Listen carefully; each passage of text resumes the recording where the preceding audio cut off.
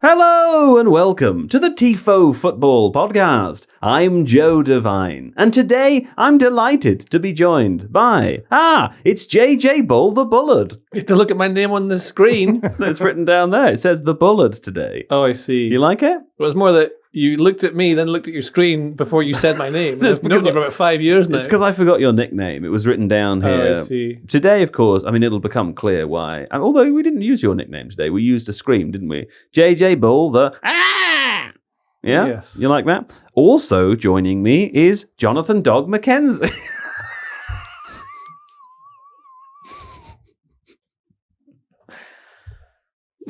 I'm a serious analyst.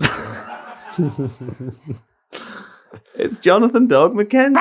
There he is. It's a special episode where we play a quiz and people bark and scream and there's all sorts of things happening here. Also, it's Reuben the Baby Boy Pinder. Wow. There he is. There's a little wow baby. Gaga. To you also, sir.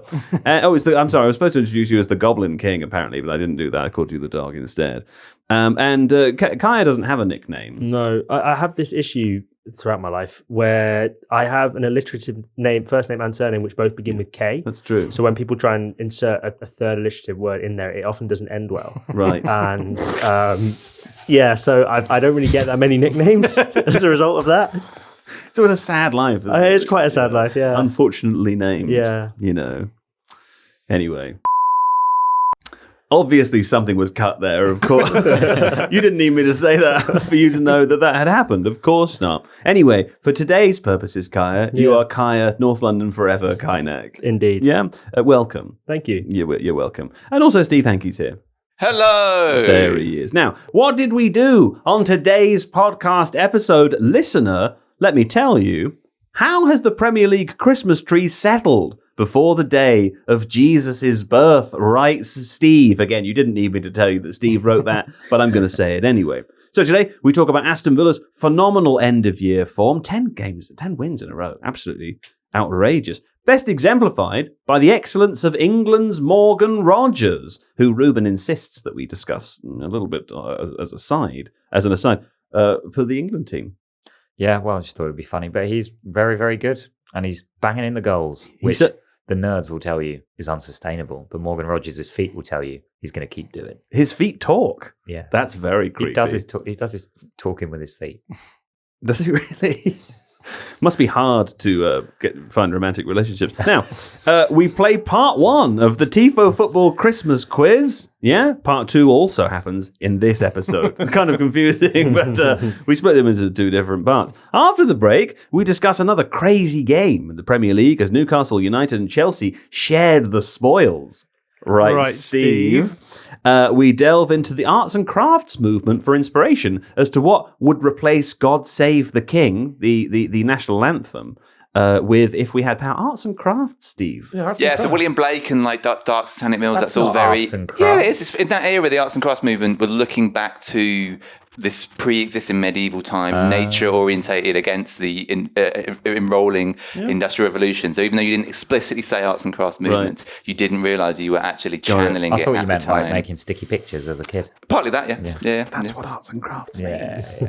He's made it unnecessarily complicated. Yeah. But we did talk about William Blake, and also we had a somewhat unexpectedly earnest conversation about the poem Jerusalem. That was good fun. Then, of course, Leeds beat Palace, but John hated that, so we couldn't talk about it. Do you mean Reuben hated that? Is that what you meant to say? No, because we were going to talk about the whole fact that Leeds scored from set pieces, which, of course, John hates. So it doesn't count. Doesn't count, exactly. Right. I didn't know Palace that because we didn't talk about it. 5 set pieces in that game. We ran out of time because the quiz took too long. And also, we were going to talk about why strikers have been not great this season, which, again, I'd be curious to know why we think that, but I don't know why. Because I'm not even sure I do think it anymore. So I don't think I think it either. No. But I don't know, we haven't got time. We haven't got time to find out why. But we did have time to play a pointless game of points are bad at the very end. Took a while, didn't it, that one? Oh, and also it's worth saying, this is the last episode of 2025. Steve would like me to thank you, listener, for all of your listens and views. And kind and not so kind comments over the past year. It's been lovely, right, Steve, to be back in video form this year. Oh, brackets, right, Steve. He's also included that. It's always a very metatextual of you. And we look forward to see again, right, Steve? We look forward to seeing you all. Oh dear. Hmm? Oh dear. Oh dear. Did he say 2025? He wrote a third error of the episode for Steve. I need a break. You clearly do need a break, don't you? Are you okay? Few loose passes today, weren't there? Yeah. There were a few loose passes, yeah. 1 or 2 hospital passes as well. But there we go. If you indeed celebrate festivities at this moment of the calendar, enjoy them. Aston Villa 2-1 Man United. What a strange game this was. As the Premier League tree settles into place for Christmas, John, right, Steve? What's the Premier League tree? I don't like that metaphor. We're going to find out. We'll find out what the Premier League... Well, actually, I'm assuming we will, because I can't imagine a podcast producer will have written the term the Premier League tree without later explaining what that is. It's what the money grows on, Joe. Aston Villa find themselves as the 3rd highest bauble on that tree. There we go. There was the context we needed. Aston Villa are the bauble. So the tree's settled. The tree... But the baubles are all... The baubles... The tree is settling into place. So the branches, I think, one may have been tweaked like this because it was in the boot of the car with it. And then as they've settled into place, it transpires that the 3rd highest bauble is the Aston Villa bauble. It is really annoying when you buy a Christmas tree and the branches are all pointing upwards to begin with, isn't it? Sure. And then you agree. Point it's all at the wrong angle. Much like the Premier League mid-table congestion this season. I mean, it's very congested in there, isn't it? The villains, right, Steve, are shining like a star at this stage of the season, having won 10 games. I think this is going to be a long I believe podcast. villains isn't actually spelled like that. Yeah, it doesn't have an eye. Villain. But yet again, people can't see the script, can they, John? And yes, again, thank you for pointing out. But I think it's clear that Joe pronounced it with an I. Yeah, that's right. The villains are shining like a star at this stage. Right, Steve. Right, Steve. Having won 10 games in a row. 10 games in a row, by the way. Absolutely incredible. That guy would have shaved his head twice if he was a Man United, if he was a Villa fan. He wouldn't have any hair. Yeah. We would have to take him to a hair doctor. The Aston Villa account tweeted that, didn't they? Oh, did they? From their own account, they were like, that United fan could have had 2 haircuts. No. We're the same as the Aston Villa social media. Banter levels are off the scale. Oh my God. Anyway, after 8 games of the Premier League season, Villa were 11th with only 12 points. So this run of form it really is quite extraordinary, isn't it? I mean, John, let's start with you. What do you think has changed in the most recent 10 games that has caused Villa, a team that I'll remind you, we had Sam Tighe join us like weeks ago now to do an episode almost all focused on Villa, and he's a Aston Villa fan, knows a lot about the teams, been talking about them for a long time. He was quite scathing about them earlier in the season, and since his appearance, I believe they've won every game. What's changed, if anything? Yeah, I guess the system hasn't changed much. It's the system that Emery has played. I guess for me, they're a team that maybe lacks physicality in certain parts of the pitch, which is why they like to sit in quite a passive mid-block, because when we see them jumping up into like more aggressive pressing moments, they can sometimes get played through. So I think that they play that system because they don't have the physicality so much. But they have brought in some players who've, I think, helped them in that respect. So bringing in, for example, Ian Maatsen at left back has given them a bit more, I think, the ability to sort of carry the ball more, get higher up the pitch, be a bit more physically dominant in that position than Luca Dean. And because Villa play so narrow, often those wide channels open up. So I think you need to have width provided by your 2 fullbacks. Matty Cash has chipped in with a few goals as well. They've then got they've got Onana and Kamara in the pivot spots, but they brought back Yuri Tielemans back from an injury, and that's improved them as well. They're hard to judge from a tactical point of view because they are so passive out of possession. So that does mean that they will allow certain teams plenty of time on the ball, and I guess the trade-off is that they don't give up a huge amount of space, so teams have to break them down. But I don't know, in the game against Manchester United, it felt weird to me because it almost feels like Unai Emery likes to play games on hard mode, because Manchester United were able to press them quite aggressively, quite high. They actually generated their goal from one of those high pressing moments. But then the other way around, Emery doesn't want to do the same for his opponent. So it's almost as though he's saying, we're going to try and bait you on, play through you. We know that's how Villa play. But then the other way around, they're not going to pressure opponents in their build-up phase. So for a team like Man United, who maybe struggle a little bit more in build-up at the moment, they're almost getting a free pass to be able to progress the ball a certain way down the field and then try and break Villa down. Now, it meant that the game felt to me as though for long stretches Manchester United were exactly where they wanted to be and causing the problems they wanted to cause. But obviously Morgan Rogers is on a tear at the moment, as they say. Yeah. Let's talk about him, though. We should do, right? Who wants to talk about Morgan Rogers? Who would like Morgan Rogers? I love Morgan Rogers. Go on, tell me why. I think Sir Alex Ferguson would have signed him in the summer. Like, that is the kind of player that Man United should have. He's one of the best in the league. He's like a homegrown player who's got everything you need about him. The physicality, but the first touch is always perfect. The things he does, like the first goal he scores is when he takes the ball down over the top. He has to chase it down and control it, keep it in, and then pings it in from a corner. But I think it was Paul Merson on punditry who pointed out P-Merce. Yeah, P-Merce. Yeah. As he likes to be called. Yeah. A couple of touches he takes to control and just like perfectly keeps it away from the defender to give himself distance to be able to put it into the corner as well. He keeps doing it. He was like 6'3" as well, I think. He's not taller than you think, but he plays like he's 5'8". Yeah. He's one of these nippy little players. That's what they said about me. They still say that about you. They say that about me now. Yeah. Well, now that Kai has joined us. You know that you are actually 5'8". You think you're 6'8", but you actually 5'8". People say I've got the energy of a 5'3" man in a 6'4" body. That's right. But I think that's just a self-confidence issue. I don't know. Yeah. I agree with JJ about his kind of close control and the combination of his like technical ability in those tight spaces when he's kind of trying to dribble through pressure, and his physicality makes him as dangerous as he is. But it's interesting because at the start of the season, when Villa, do you remember for like the first month, could barely score a goal? Yeah. And he was actually playing really badly and his touch was bouncing off him.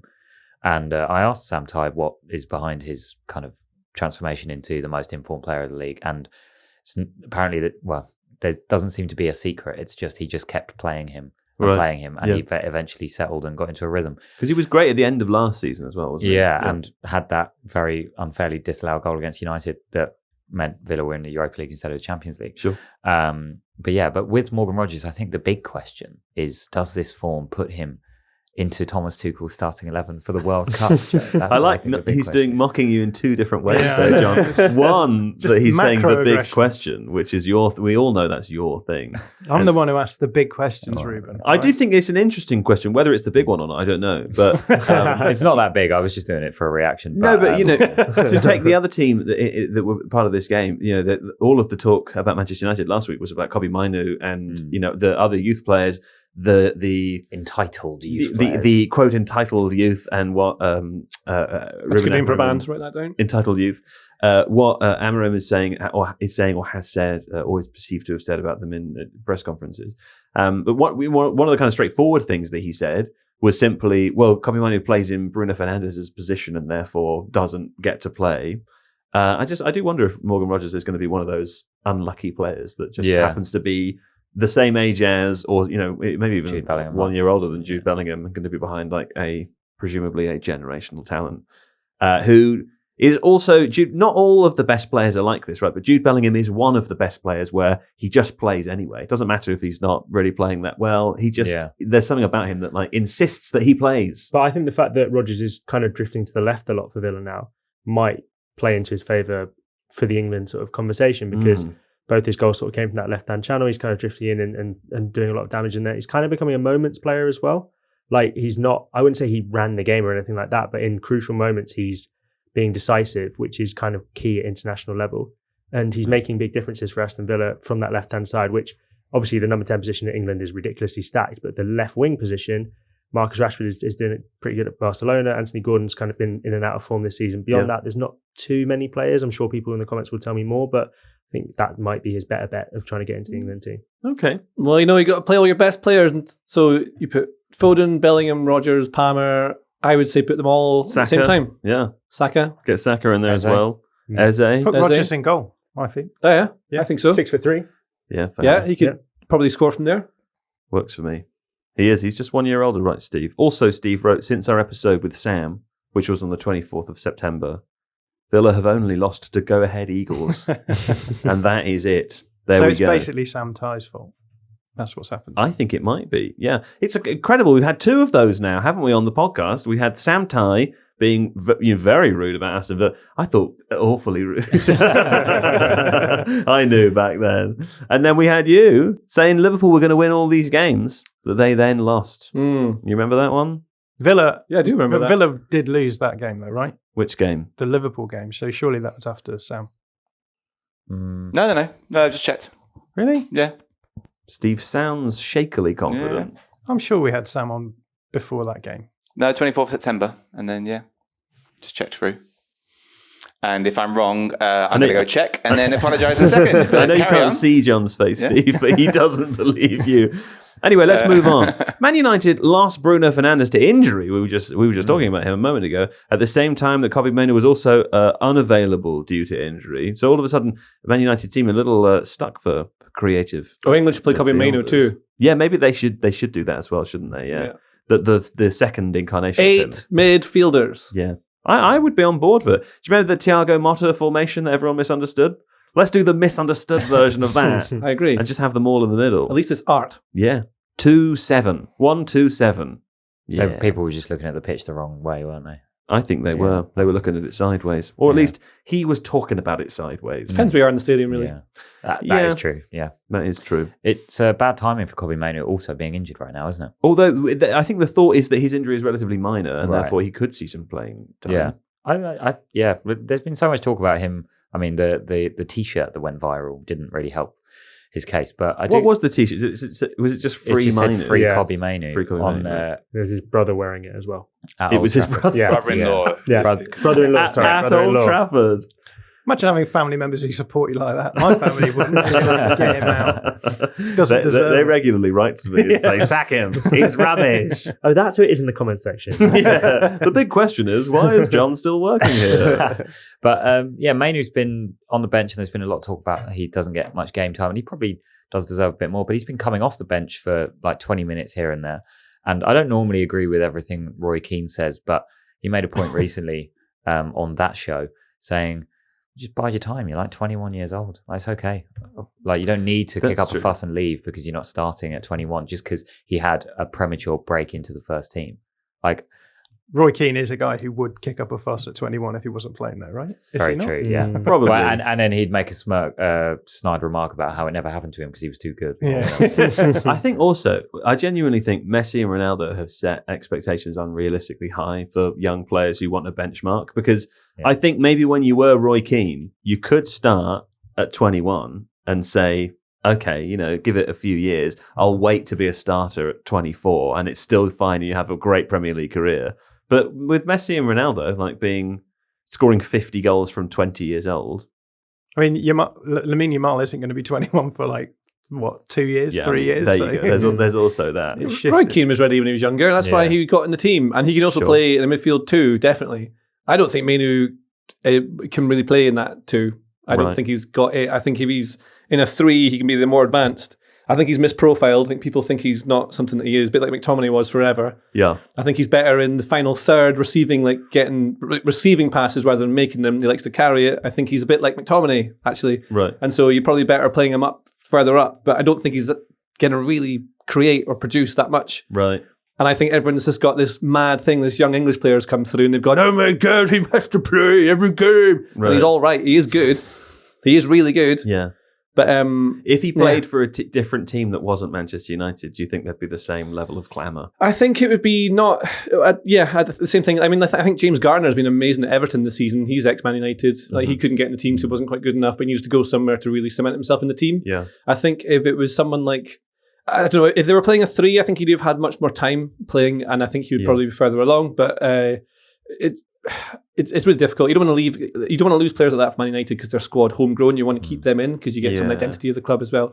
It's also that weird position, isn't it, where it becomes or it can very easily become a kind of extreme conversation one way or another, where we're either saying, fans might say, well, Kobbie Mainoo has to play because he's the generation's next best player. Yeah. And then anyone that disagrees with that can come across as sounding as though they're saying Kobbie Mainoo's shit, which neither of those things are true. It's just It's also really hard for when you come off the bench, you've got not much time to get in. It's also the game state is different when you come on in different times. So that either maybe you've already won and it's kind of running out a little bit, or you don't really have the time to open anyone up, or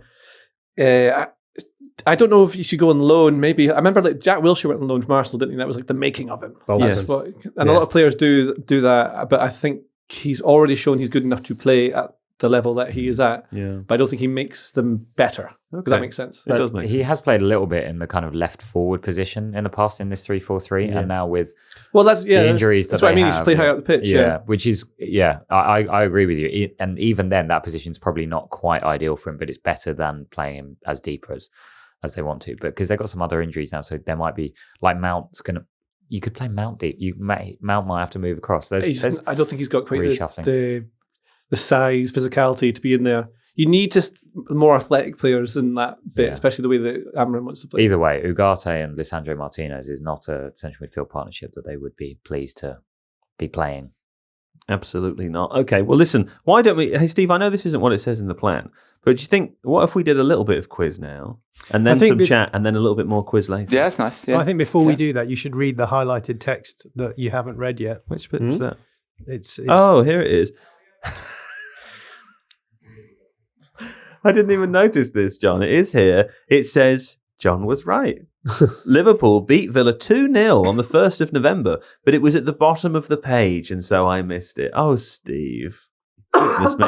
Apart from Liverpool and Go Ahead Eagles, Villa haven't lost. So a revised statement there, beginning with an apology, as it should, John. Yes, of course. Yeah? Steve Would you did like to receive misspell Bruno Fernandes in the script as well. I think that's noticed important that to as say. well. Yeah, I Ruben kind of spared his corrected blushes. So, He put a Z in there. yeah, we can't let him get away with He's that. not Spanish. The end of a long year for Steve. Yeah. Ain't that f***ing true? All right, let's do a little bit of quiz now, and then we'll have a break, and then we'll come back. We'll talk about Newcastle Chelsea shortly, and we're going to split this quiz up into two, so it sort of spreads throughout the episode. It's not a Christmas quiz. It's just a football. Is there a prize? Is there a prize? Yes, there is a prize. Good. If you're the winner, you get to leave early. You get to leave the show early. How about that? Yeah? Exciting? Yeah? Okay, here we go. Now, this is how the quiz is going to work, okay? It's a first serve, first come. That doesn't work. It's a first come, first serve. That phrase has never sounded more erotic. NSFW Wimbledon over here. I'm thinking in the Mr. Whippy ice cream van. It's a first come, soft serve. It's a first come, first serve basis, okay? So we don't have any real buzzers in here, but I will be giving you a buzzer that you'll have to make the noise yourself. I'm going to choose my own buzzer. You want to choose your own? Yeah. Because I've chosen everybody else's. So it would be quite an egotistical thing to do to come in here and choose your own buzzer. You happy to do that? Absolutely. Got it. Okay, fine. Right. Reuben, your buzzer. If you want to answer a question, you got to get in there with a wah before anybody. Why do I have to do that? No Joe? reason. No reason. Okay, fine. Yeah. It's just a noise I've assigned you. Yeah, I'll do that. John, if you want to answer a question,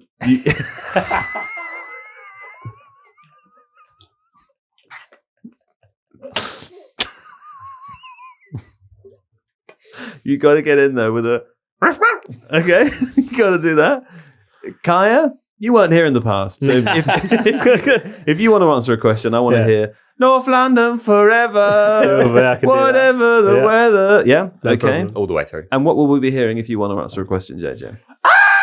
Okay, that's a painful scream. But good mic technique from JJ there. Yeah, you know. he turned away He from did, the mic yeah. when he did that. Okay, That was the good. traditional sound effect, wasn't it? From That's right.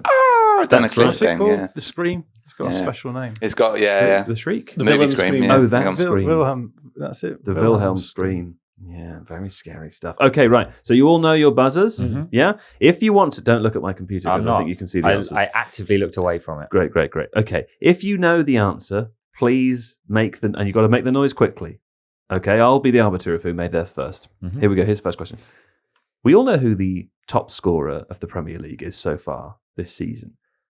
Who? Well, we can guess. It's Holland. Oh, yeah, you him. got it. Yeah. Who's the second? Wah! Ruben, I heard a wah. Is it Igor Thiago? It's Igor Thiago. Yeah. Yeah, Oh, congratulations. fair play. Congratulations. Okay. Right. Resetting. That's 1 point to Ruben, Steve. You got that? Great. Okay. Yep. Question 2. We all know who the second top scorer currently is in the Premier League, but who is the third? And a little clue, there's 2 players. They're joint third. So either one of them would give you the point here. Wah! Yeah? Ruben? Antoine Semenyo? Antoine Mainoo is one of them. Bonus point going for anybody else who can get the other player.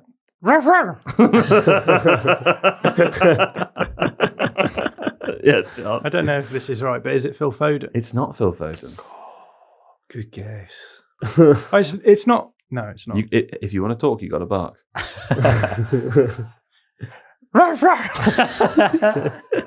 Yes, John. It's not Dominic Calvert-Lewin. It's is it? not. Well, bark He's again? very close, though. Is he close? I think so. They're tied. Your two guesses are at level. This guy, some lower more down. clues. This guy only joined this team in the summer. I think he's been outstanding. Yeah. Ekitike. It's Hugo Ekitike. Yeah, well done. Well done. Okay, 2 points to Ruben, 1 to John, 0 point for JJ and Kaya so far.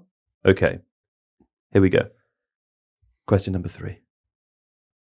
What's the biggest win of the season so far by goal differential? You should be getting this one, Kaya. North London forever. Keep going. Whatever the weather, these streets are. Yes, Kaya, what would you like to I answer? will go for Arsenal 5, Leeds United 0. 5-0 Arsenal Leeds is the biggest. There were 2 5-1s of this season. Where Man City obviously beat Burnley 5-1. Chelsea beat West Ham 5-1. But Arsenal's 5-1 demolition. 5-0. 5-0 demolition of Leeds is the biggest so far. There's a point to Kaya. Okay. That's where they got all of their open play goals. That game. They actually scored 2 set pieces in that game. So 3, actually. Question number 4. How many Premier League transfers, incoming and outgoing, have cost over 100 million euros? So that's not just a this season thing. That's a whole history of the transfer window thing. Who would like to have a guess at the number? No, come on, put some effort into it. Yes. 15. Pretty close, not 15. I'd say if you're trying... Yep. 14. No. Go on. 12. Yeah, it's 12. Well done. Well done. I could only think of like 3. From 12 up, I can tell you Kai Havertz is in there. 100 million euros? To Chelsea. Oh, wow. 100 million euros. Okay. Number 11 is Gareth Bale to Real Madrid. That was 101 million euros. yeah. Oh, I was including only- outgoing. I was okay. only... Including out. Well, that's why I said. I knew that's he why meant I said, outgoing too. That's That's why. why I said including incomings and outgoings. That's in the other question. why I remember him said that. saying that, but I could only think of... Then we've got Paul Pogba, Romelu Lukaku, Moises Caicedo, Declan Rice, Jack Grealish, Eden Hazard, of course, to Real Madrid for 120 million euros. Money well spent. What's the Liverpool guy who went to Philippe Coutinho. Coutinho. Coutinho's in there. Alexander Isak obviously tops the list, 145 million euros. Enzo Fernandez and Florian Wirtz. There you go. That's all 12. Not a great hit rate. All right, and then how about this one? We will do for final points, just for this part of it. Which castle is the is the largest castle in England? North London forever. Sorry, Cara, it's not in North London. Not far though. Go on. Windsor Castle. It's Windsor Castle. Wow, Yay. well done, Kaya. Impressive castle knowledge Thank there. you. Thank Okay, you. and for a bonus, for another bonus Yeah, point, yeah. Kaya. Do I have to sing again? Yes. Okay. Where was Edward IV of England held captive during the War of the Roses by an earl known as the Kingmaker? Anyone can answer. Yes? Warwick Castle. It's Warwick Castle. of Okay. course. Fantastic. Okay, so we've all got points on the board, Steve, haven't we? What's the scoreline so far? Scoreline currently is John, Kaya, and Ruben on 2 points each, and JJ on just the 1. So all very tight. So JJ doing the Wilhelm scream as well, by the way. Oh, That very iconic movie scream. Mine's not meant to be a Wilhelm scream. It's just meant to be anguish. And it's just anguish. It's a Yeah. shriek. Yeah. You know, we said the Wilhelm scream already. Yeah, Steve had zoned Okay, out. yeah. We did Again, say that. a He long was so year. busy looking for the name of the scream that he Yeah. didn't hear us talking about it. Yeah. He's actually misspelt Wilhelm on the. Let's put a Z in, hasn't he? Yeah. How embarrassing. Wilhelm played for Derby, I believe. Wilhelm II is a team in Warwick what are they Castle. called? Wilhelmsvij. Wilhelmsvij. Yeah. Yeah, there you go. Sort of Wilhelmsvij. That was Tway. the- It's the Dutch Tway. team. Oh, okay. Let's have a break then. All right, that was a nice break, wasn't it? Now let's talk Newcastle 2 to Chelsea. It was an end-to-end showstopper, right, Steve, of a game at St James's Park over the weekend. As Newcastle United and Chelsea shared those precious Premier League points On the tree. on the On tree. the settled tree. Right, of the Steve. baubles. Nick Woltemade had given Newcastle a 2-0 lead before Chelsea came back to level through Reece James and Joao Pedro. Chelsea sit 4th with Newcastle further back, right, Stephen, 12th, but only 6 points off the Blues. There we go. Okay, I mean, this was a very entertaining game, wasn't it? Who watched this one? Did you watch this one, JJ? I did watch this one. I watched all the football. Why was it so entertaining? Because it was end to end. Yeah, right, Steve. A showstopper, one may argue. Like we said, or I think I've said every single week about Newcastle, they are really good when they go with momentum and energy and aggression, which you can't do every 3 days. And it turns out they couldn't do it for more than about 40 minutes. Right. So for 40 minutes, they went at them. And it was very fun, just chucking the ball forward, getting in amongst it, winning all their battles. And Chelsea just couldn't deal with it. Like the first goal, I think it was Fofana comes out with the ball and he just has no options to pass to because everyone's like, don't pass to me. And sort of hiding behind it. And then he gets snapped in the ball and then they chuck it in the box and they end up scoring. And it just felt like this relentless thing. And St James's Park gets into it and there's a roar and everyone just becomes a bit smaller. Then the second half, Chelsea are like, this. And then they come out and go with exactly the same thing. And they go at them and then they get 2 goals and Reece James scores a ridiculous free kick. And they get their share of the spoils. There's nothing better, is there, than when you decide maybe you're playing a video game or indeed you're in a real game of football and you it's half time, you're down and you go let's gun. Yeah, I love and the gun works. You know, you think like, oh my god, this gun works. Or even better, if you're in like something like Metal Gear Solid, which is supposed to be super quiet, you're like this, and you're like, let's go in, yeah. And you just storm your way through it. I love rushing through a level of Mario, just zooming through, narrowly avoiding things, making it seem like it's skill. It's not skill. What was that World of Warcraft meme where the guy was like, they're all planning their attack, etc., and then this one guy goes, Leroy Jenkins, and just goes flying in. I'm mainly stuck on you saying World of Warcraft. Warcraft, yeah. It's World of Warcraft. World of Warcraft's a terrific game. There we go. Okay. Well, I mean, Woltemade, another goal. How are you assessing his impact so far, Room? He's been fun, hasn't he? I like him. I love that guy, Nick Woltemade. Very exciting. He's really good. He's a different profile to what they had before. But there was a lot of talk when he joined that actually, despite the fact that he's really tall, he's not actually a target man. He's actually more of a number 10. That was the hipster take. And that's what we said. Yeah, we all said it. Yeah. But he is clearly very good at both things, I think, and shown by him getting on the end of some lovely crosses from Anthony Gordon. And I'm interested to see how he can maybe play with Yohan Wissa now that he's also fit and not going to AFCON, because it might give them the dynamism in behind that they miss post Isak. Yeah. Anyway, there was we talked about a crazy game last week, didn't we, John? Which was Bournemouth Man United 4-4. Was this just another crazy Premier League game? Same example?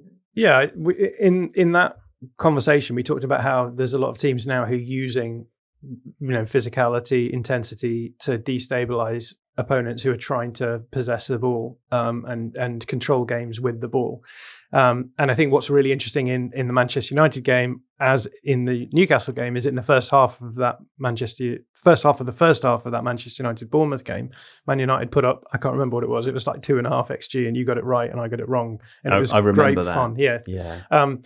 The same sort of thing happened. Do you remember here. When Steve got it wrong earlier, though, and you got it right? Yeah, that was also great fun. It goes round, doesn't it? It does go around. You just have to take those L's and admit you were... Not for Steve, but it goes around for everyone else. But yeah, the same sort of thing happened in this game, right? And that's why it's so fun, because Newcastle came out with a really intense press.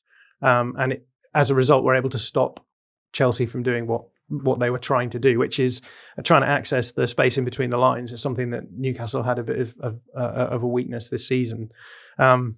And yeah, I think Maresca came out at the end of the game and said we could see from the game plan that our tactics were still the right tactics to play.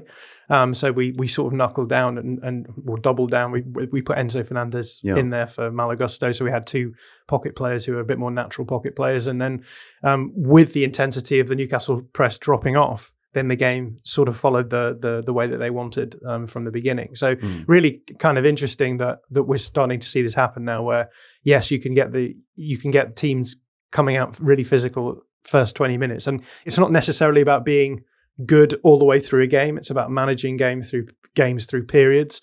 So if you're a team coming up against one of these intense sides, making sure you're not giving away too much, staying in touch with the game, and then having the patience to know that actually eventually our in possession approach will become easier to hold on to. Hold on to is the wrong word, to enact. Whereas on the other side of the equation, you've got teams like Manchester United and Newcastle. Newcastle managed to get a 2-0 lead, weren't able to keep that 2-0 lead in the second half. Yeah. Manchester United had a 1-goal lead, so probably didn't make the most of their quick start against Bournemouth. So yeah, I think that's sort of the way that things seem to be going in the Premier League. We're seeing this sort of battle between teams who are trying to out-intense opponents who want to control the ball a little bit more, and it's about being able to manage the sort of ebb and flow of games. Another thing interesting in the game is that you had Reece James as a midfielder, where he was playing right back a bit to Gustavo, but he was outstanding throughout the entire game. He's been so good this last few months as a midfielder mostly. And then you had for Newcastle, Lewis Miley playing at right back, who Joe Cole compared to Paolo Maldini. Did he actually? Yeah, and he's not. I mean, I know exactly what he means. So there's one bit where I think Garnacho takes him on the outside, and Miley.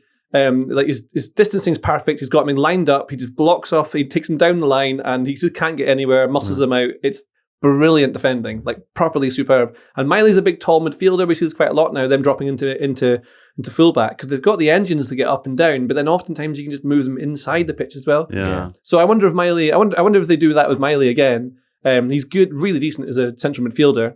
And his cousin cuts my hair. Really? He's a nice boy, yeah. I think they'll have to do that with Miley because they've got a bit of an injury crisis at the moment, which is why he's filling in there. But like you say, his profile with it really works. And I think it also works for Reece James to play more in midfield, given his injury records with his like hamstrings and stuff, because it's like maybe less explosive sprinting, but he can still kind of dominate physically in like duels and stuff. Pretty exciting. Lewis Miley's... Speaking of like a shoulder-to-shoulder defending, that Chalobah incident, I say incident because it was such a violent tackle on Anthony Gordon, should definitely be a penalty. Am I wrong? I didn't see it. It's excess force. It's definitely excessive force. It's like Chalobah's one of these who seems really nice, but he just leaves bits in on people now and again, and I don't mind that because it's quite funny as long as it's not me getting hit. Yeah. But the Chalobah does this. I seem to have now and again, and he's like, "No, I didn't do anything." But like he properly goes into Gordon, Gordon gets in front of him. And he comes in from I think it's from the side, isn't it? Yeah. But fully shoulder barges him, like tries to like shoulder barge him out of the stadium. Yeah. To the moon. Yeah. If Gordon was ready for it and was going to shoulder barge him back, I think probably they would have split the atom. Right. So Yeah. that would have been fine. But because Gordon's not doing that, The Large Gordon Collider, I think they call that. well, yeah, that's exactly what they do, and it's actually him spinning around really fast That's in right. it. When players who are attackers get into situations, you naturally you make yourself weaker so that when you get the contact, you go down and it looks realistic. Yeah. But if you've got like a steam train coming in and you've gone to make yourself a bit floppier, it's not good. I can see why it's not. I mean, I think it was a penalty personally. I think it's excessive. It's one of those really nuanced see why it's ones not. where Gordon's slowed down to play across, so he's lost all of his like rigidity, and then Chalobah's just flown into him, and he does use a bit of his leg, but because it's shoulder to shoulder, the referees have used that as a reason not to give the penalty. Whereas if that's a slide tackle with the same amount of force, it's penalty. I think they said shoulder to shoulder because it sort of was, but I think as soon as you step across a player, you can't say it's shoulder to shoulder anymore. It felt to me like he stepped across to try and get the ball, missed it, and then because his momentum carried him into Gordon, he sort of leveraged him over his leg, and for me it was just a bit too much. What he should have done is just try to block the path of the ball rather than take out the player. Yeah. Does anyone else think of the David Bowie song "Ashes to Ashes" whenever anyone says "shoulder to shoulder"? No. That's an Irish rugby song, isn't it? You know, they sing "shoulder to shoulder." No, I don't know that one. And it was really funny because they used to go. I haven't watched rugby for years, but when I last watched it in Ireland were playing, they had a number 9 called Peter Stringer who was tiny, and they always seemed to hit him when they went shoulder to shoulder when they were going down the line at the beginning, because it would be like shoulder to shoulder, and then they'd have to the guy who clearly wasn't shoulder to shoulder with anyone else, they always seemed to hit him at that point and then went back up the other side. It's called Ireland's Call, that song. For the joys and for the sorrows. Because they play rugby as one for team. The power and the glory. So they use a unified song. Is that the one that goes Ireland together, standing? Yeah. Shoulder to shoulder. Yeah, okay. I like that one. We'll answer Ireland's Call. Better than North London forever, innit?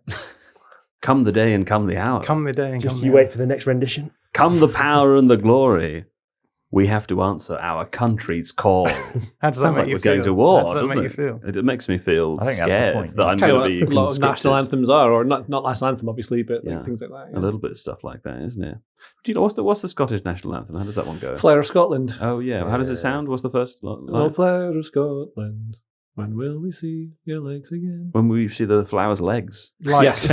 Like, Oh, like. yeah. That makes a lot of sense. But Fought sending and King died Edward for homewards, yeah. a wee bit hill and glen. Right. And stood against them. I think my personal opinion is that it's not a controversial one at all. I would say because I think many people Look at don't Steve's like. face. He's really nervous. Many people don't like God Save the Queen or God Save the King. But I think particularly now was the moment to strike when the Queen died and there was then a king. The song just sounds so stupid. I honestly think at the World Cup, I wonder if it will become more of a talking point because when you watch these guys who have nothing to do with. Do you know what they should make the football national whatsoever. anthem instead? Well, Careless Whisper by George Michael. well, the thing is, there are several other like excellent Jerusalem. potential choices. Jerusalem is the correct answer. Right? Well, I mean, maybe 'cause it's definitely a better song. It doesn't enforce a kind of a political opinion on people like God Save the King does. Sure. And it's just about England being green and lovely. And they Give me my arrows of desire.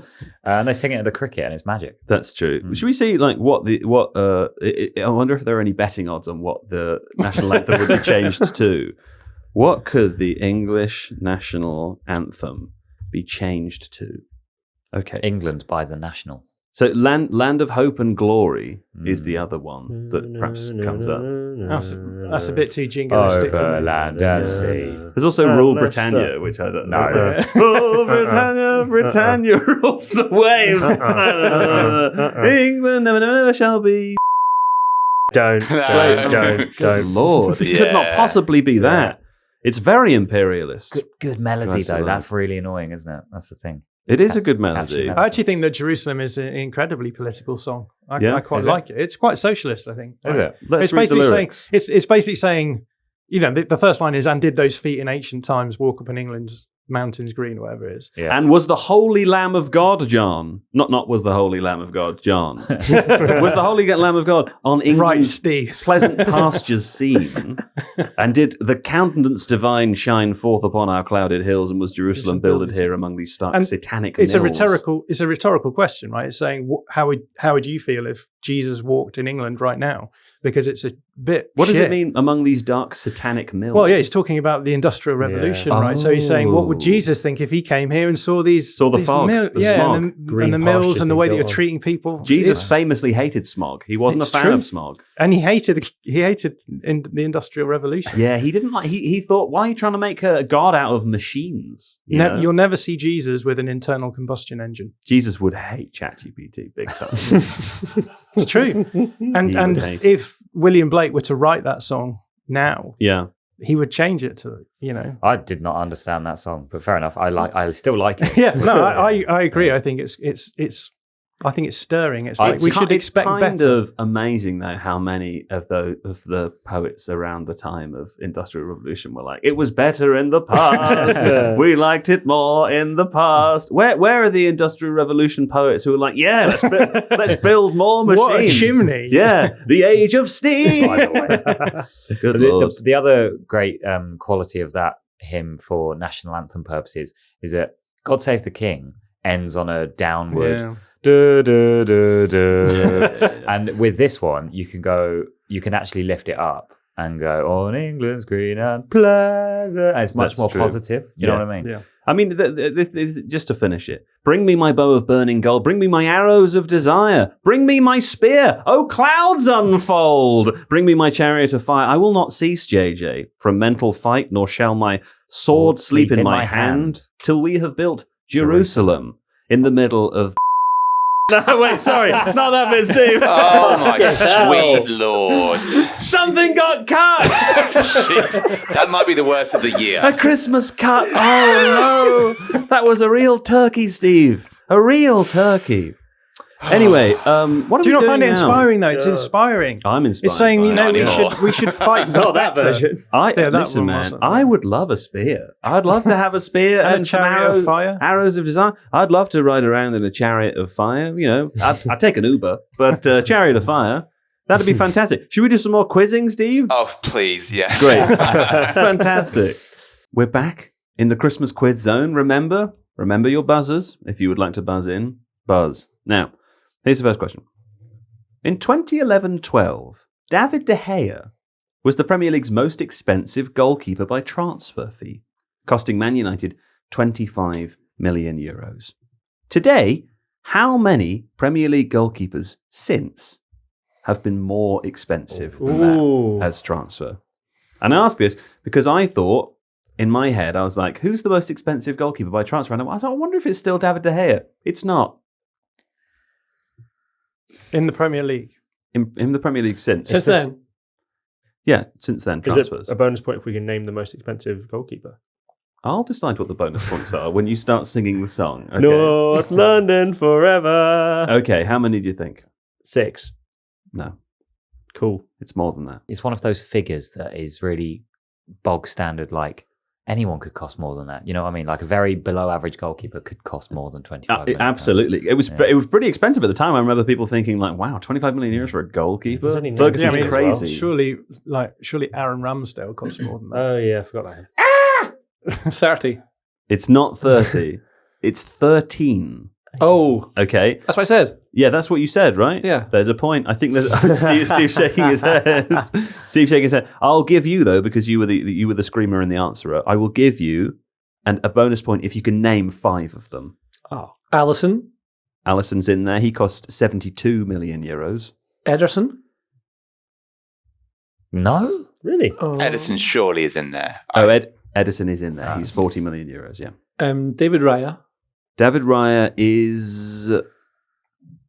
Ooh. Yes. His is confusing. Yeah, he's in there. Sorry, I'm blind. Oh, sorry. Yep, David Raya is in there. 32 million euros. That's 3. Robert Sanchez. From Brighton to Chelsea. Yeah. Yeah. It's a good shout. Hold on. No. Robert Sanchez cost 23 million euros and is outside. Okay. There you go. You have forfeited. You've gone.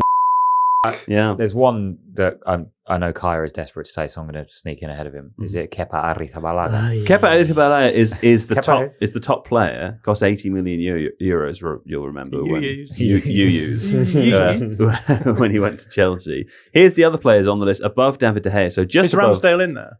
Uh-huh. Yeah, I'll be on there. I mean, I'm going to read the list. Like as discovered, I can't read when you ask me the question. I'm going to read from the most expensive down. Okay, Kepa, as discussed, is number 1. Kepa who? Arrizabalaga Very good. was number Very 1. good. Alisson's in there. Number 2, Andre Onana, another Man United goalkeeper, yeah. cost 50 million euros. He was in there at number Christ. 3. 4 was Edison. JJ got him. Thibaut Courtois is in there at number 5. He's 35 million euros. David Raya to Arsenal. James Trafford to Man City is in there at 31. Gianluigi Donnarumma is in there, 30 million euros to Man City. Giorgio Marmadashvili is there at Liverpool, 30 million euros. And then we have Georgiev Petrovic at Bournemouth, cost Blimey. more. Wow. Jordan Pickford cost more. Aaron Ramsdale cost more. And to Arsenal, Bernd Leno cost more. 25 million Is that euros. So technically, Not counts like the same. Arsenal to spend loads of money and still not have anything to show for it, is That's it? true. 3 Arsenal goalkeepers there in the top. Tis the bunch. season of giving. Is that a Thibaut Courtois transfer from Atletico to Chelsea? No, that one's actually to Real Madrid, so I guess that's an outgoing. That's outgoing. Yeah. Okay. Yeah. How about that? There we go. Yeah. Okay. I think no points for anyone there, Steve. Maybe we'll get some points with this one instead. Okay. Now, here's how this question is going to work, right? We all know who the top 3 goal scorers have been in the Premier League. Now, in joint 4th, there are 7 players on the top goal scorers list so far this season. What I want from you guys is the number of how many you feel confident naming. Okay, here's how that will work. If you say, JJ, that you think you can get 2, but John says 3, your decision, oh, mate, can you do 4, or do you leave it to John to get 3? Okay, and if John doesn't get 3, then you get the point and he loses. Okay, I mean, that goes for all of you, basically. So Of 7, Can you tell us what the goal? 7 goals. 7 goals is Seven. the next. I know. There's 7 people Okay. who've scored 7 goals. I had a look at this earlier without knowing what the quiz questions were, so that Okay. served me quite well. So you felt relatively confident. How many would you say you could name? 3. Okay, so Reuben says 3 of the 7. Would anyone like to guess that they could name more than 3 of the 7? Absolutely. You can, yeah. How many can you name? 5. 5? Oh Five. my god! Could anyone like to say that they could guess more than 5? No.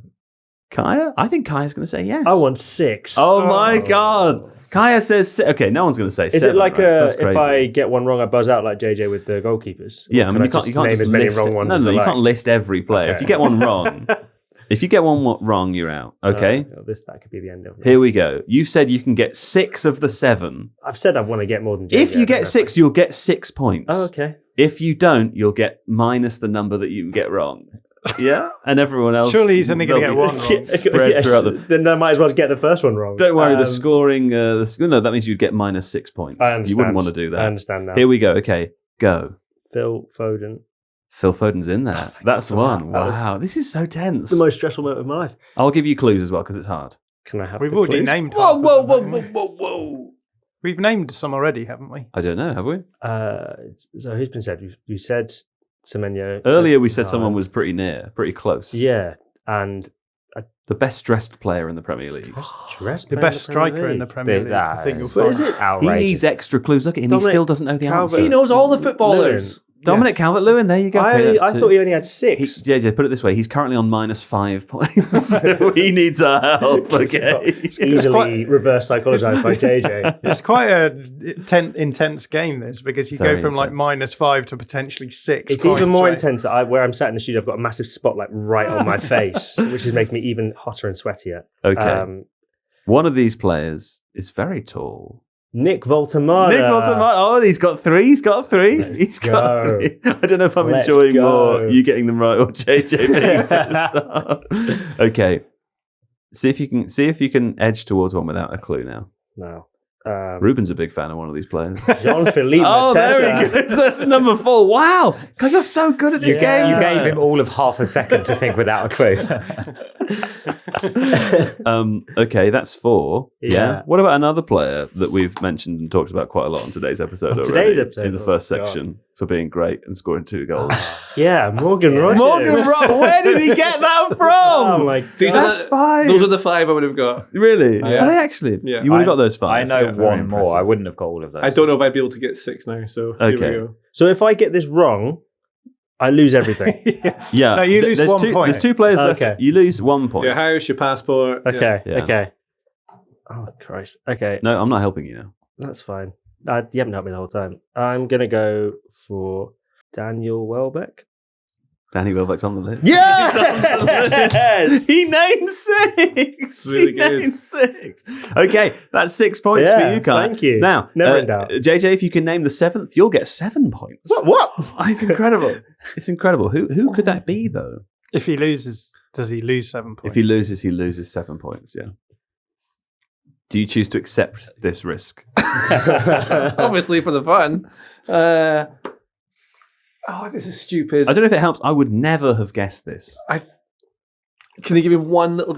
I think little bit, the clue- You didn't the give me clue any might clues. I think I know who it is.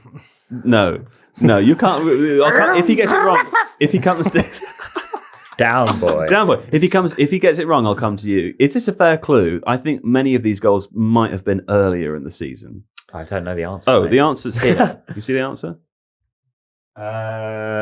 That's not the clue that I would give. No, but I'm just saying. Do you think that's true? I don't know if that's Yeah, true, don't so know. I have no idea. What's the clue that you would give? Most of his goals are consolation goals. Oh, That's quite a good Yeah, clue. That's yeah, a really yeah. good clue. I don't know who this is. Yeah, because we discussed it. I think it's Cody Gakpo. It's not Cody Gakpo. Minus 7 Okay. points. Minus 7 points to JJ. John, you've roughed? No, I'm not. I'm not going to go off that clue because I was going to say Gyökeres, but I don't think they will. Minus 7 no points chance. to John. It's not Gyökeres. Ruben? Having looked, yeah, who could it be? No, let me think. Kaya will get Can I have my close. points multiplied by 7 if I get it correct? I'll decide after if you get it correct. I kind of know it based on Oh, Ruben's is it? clue. Oh, I don't want to say. it's got to be someone who's losing all the time. It's not Richarlison or something. It's There you Richarlison. go. There It's you go. Richarlison. He is so used to his Can goals. I get my points back? No. Can I get 6 of them back? No. Can I get 5 of them back? I'll put you back at neutral. How about Okay. that? Okay, final question now. Okay. And this is all to play for. Because the person who gets the answer to this right wins the quiz. This is your time to shine. This is the golden snitch. This is the golden snitch, okay?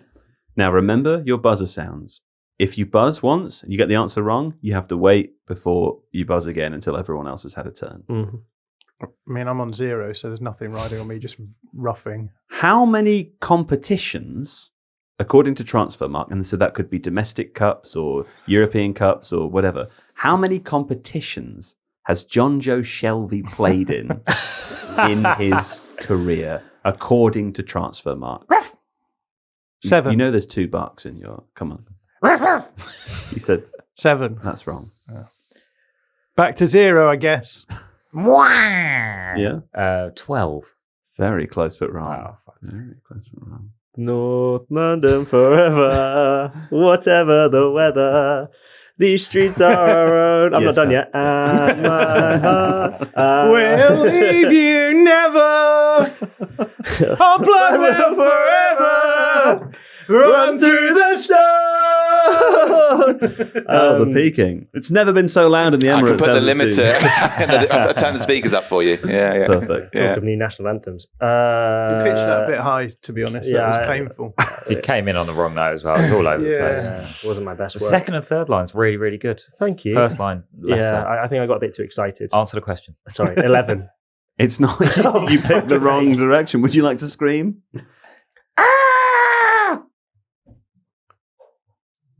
15. Oh no! Come on, you only had you were singing. Okay, it's back to John. 13. Yay! He didn't bark. He didn't bark. I thought he said it North London forever. wasn't the last guess 13. No, the I last guess 12. 12. I said very close. He said 11. I was like, oh, I was wrong. in my head you you know. said 13. That was stupid. No, Well, don't worry. Whoops. Would you like to hear all the competitions that he's played in? No. The EFL Championship. He's played in the Premier League, The Premier League. the Championship, The FA The Cup. two FA Cup, domestic the League cups. Turkish Super League. the League Cup and the Super League, yeah, and the second, yes, that's 6. He was in the Europa League. He played in the Premier League Reserve League. I've included that one because Transfermarkt PLT. included it. The Europa League qualifying technically counts as a separate competition, apparently. Premier League 2, again, so not the Reserve League. wow. Those are 2 different things. The EFL Trophy, Just really the- scraping the barrel. Türkiye Kupası. I don't know, how do you say that? Türkiye Kupası. Kupası. Kupası. The Türkiye Kupası. The Under-21 PL Elite Group, which again is that's a different one right there. And I think that's it. You know, well done to John Joe Shelby, And me. And John you. Joe me. John Joe me. John Joe Mackenzie. I think who won? Me. Was it you? I Did got you the win? last question right through brain power alone. So despite him getting 6 points on the you it still counted won. for nothing. Incredible. I think Kaya and I have a moral victory in that. Yeah. Much like England in cricket. I don't think anyone has a moral victory. in the Should we end of throw in a bonus Steve question? Yes, Yeah. please. Just so that he Yeah. doesn't feel sad that his questions don't count. that. Is it Okay. about a castle? What is the name of the Philip K. Dick novel, which imagines Oh, a yeah. world in which the Axis The Man in the High Castle. is the man in the high castle? Castle, Castle. sorry. Thank you. Yeah. What's the name of the famous castle in the He-Man cartoons? Oh, I don't know. That. Castle Grayskull. It's Castle Grayskull. yeah. Which castle was built in 1068, 2 years after Warwick the Castle. It was. Which castle was home to the world's tallest trebuchet, according to their website? Is it Warwick Castle? Which castle is home to the largest birds of prey show in the UK? Again, according to their own website. Warwick Castle. It's Warwick Castle, yeah. Yeah. Which castle is the best castle? According to Joe Devine, 2025. And according to Merlin Entertainment, the sponsors of today's show. They're not sponsors. All right, there we go. Well done, John, to winning the Christmas quiz. Congratulations. Yeah, Dear Lord, what a sad little life. that was a very tepid round of applause there, wasn't it? Let's play Points Are Bad, where we will be revealing what happened last week and, of course, predicting some Christmas results as well, or results for over the festive period. Now, here were the totals of the week from last week. Incredibly, It's a Christmas miracle. it's a Christmas Joe. miracle. Whoa. John, you had a perfect round. A perfect round. Incredible. Of course, listeners will remember that we were predicting for Tottenham, Liverpool, and Aston Villa, Manchester United. You correctly predicted that Tottenham, Liverpool would be 1-2. You correctly predicted that Aston Villa, Man United would be 2-1. I'm getting bored of all of this winning, Joe. Good Lord. Okay.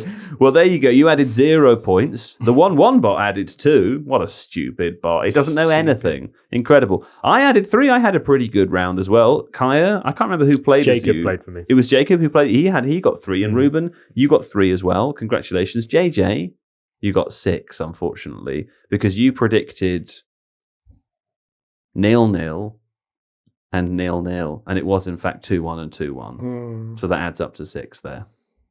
Oh. Which does mean that the total scores currently have you on 80, with me just ahead of you on 70. Reuben, you're on 65, Kaya on 65, John on 64. That's a very tight little chasing pack, isn't it? Because of course you're all chasing the 1-1 bot that's on 49. Very impressive from the bot. That was there. you last season, that was. That was me, the 1-1 bot. I mean, I threw a couple, it was a bit more rogue, it was a bit more unpredictable. Yeah, if you'd have gone with 1-1s, you'd probably have won more comfortably last season. I mean, I did win. You know. More comfortably. Winning's all that counts. There's no goal difference in this game. I mean, there is. That's literally the game. That's literally The only goal difference.